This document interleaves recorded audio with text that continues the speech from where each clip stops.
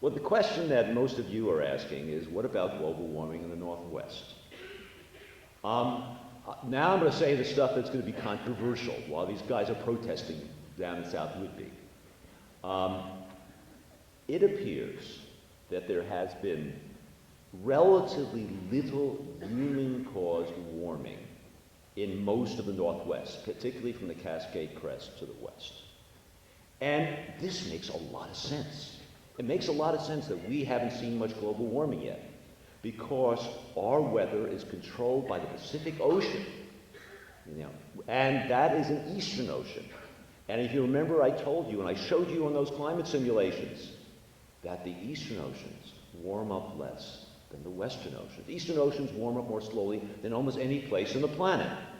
Our weather is controlled by the eastern ocean, and so we're warming up less. But although global warming is going to be weaker and delayed here, by the end of the century, it's going to happen here significantly.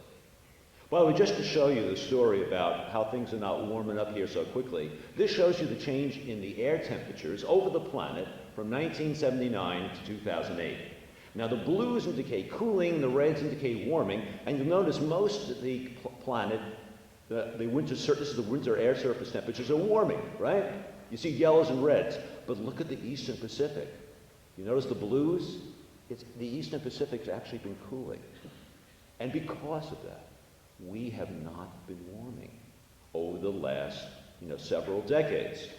In fact, I hope the ex-mayor is not here in the crowd. But if you look at the trend in Cascade snowpack, as I show over here, from 1976 to pretty much now, at 3 different elevation levels, you'll see that the snowpack in the mountains is going up and down a bit, this noise, but there's really no trend. So skiing now is pretty much as good as it was 20, 25 years ago, okay? Now, so although we are lucky, we're in an area that global warming is slower and weaker and it'll take time. By the end of the century, it will become very significant here.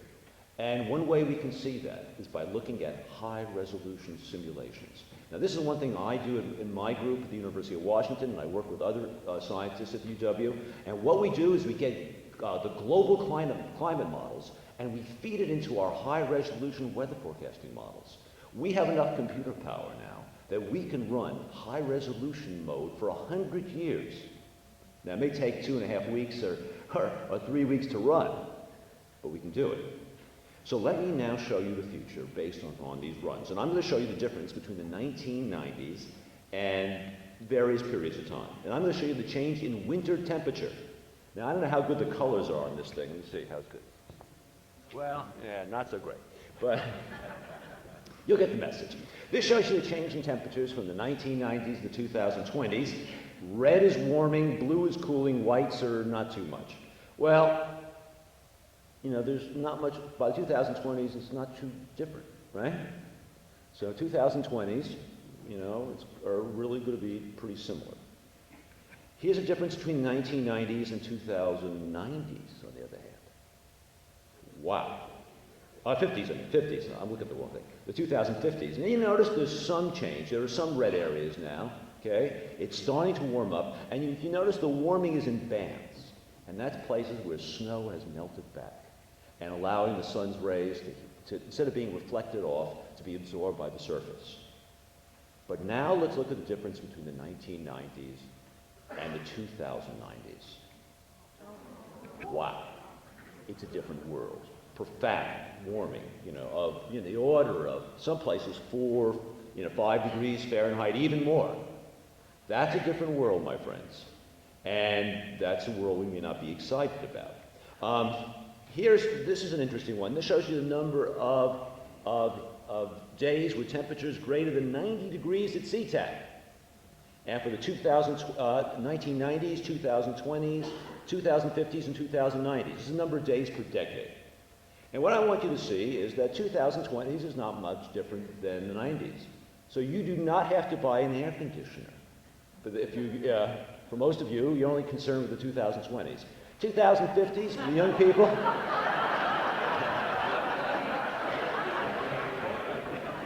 All 2050s, well, it's, you know, a little bit worse.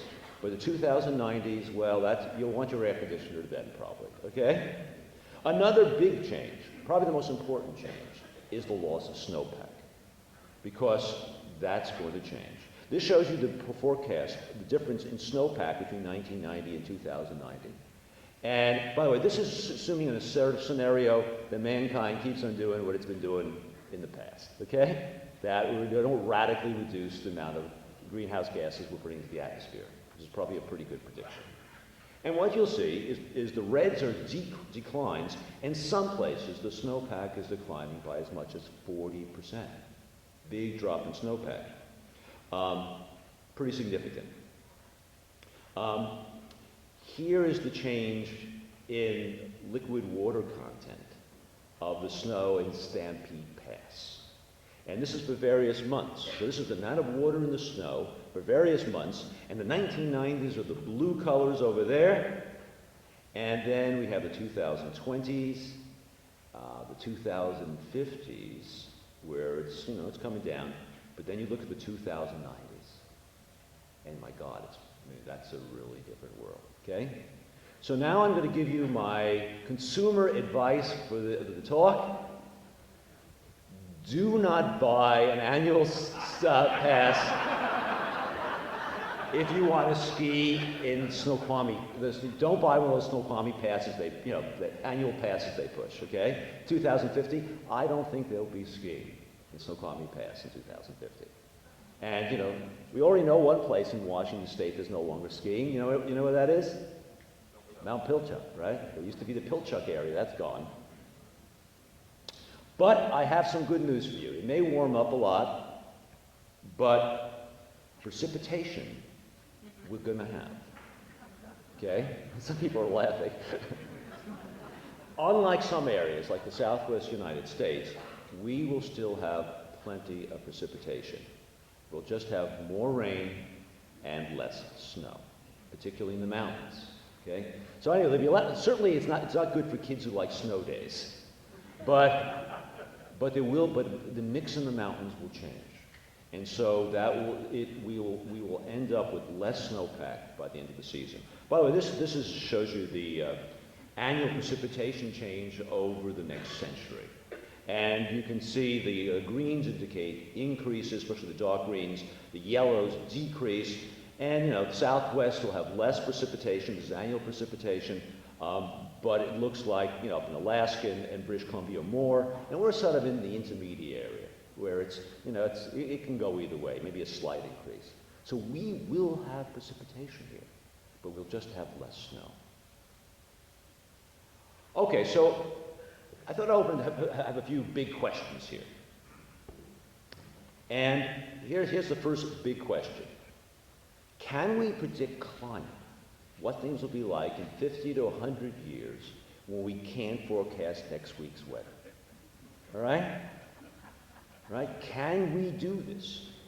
And the answer is, yes, we can.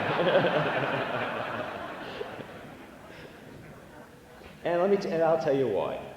There's going to be more protests before I'm done here. Climate prediction and weather forecasting are very, very different activities. In weather prediction, we forecast the exact state of the atmosphere at some time in the future.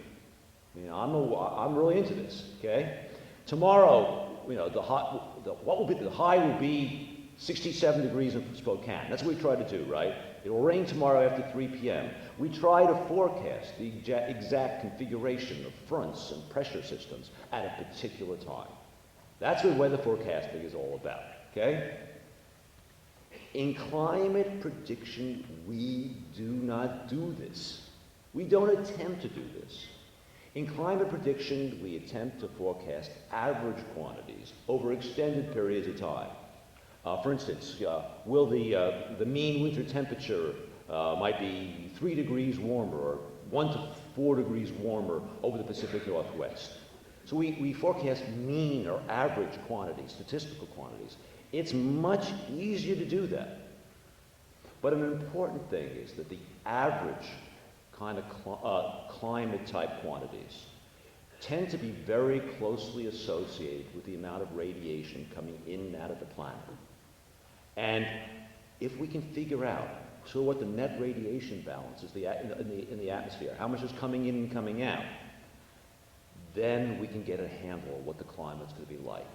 And we can do that if we have a handle on what the composition of the atmosphere is going to be like. So what I'm telling you is that it is not unreasonable to suggest that we can, in fact, forecast a general tenor of a climate 50 years from now if we have a handle on what's going to be in the atmosphere at that time.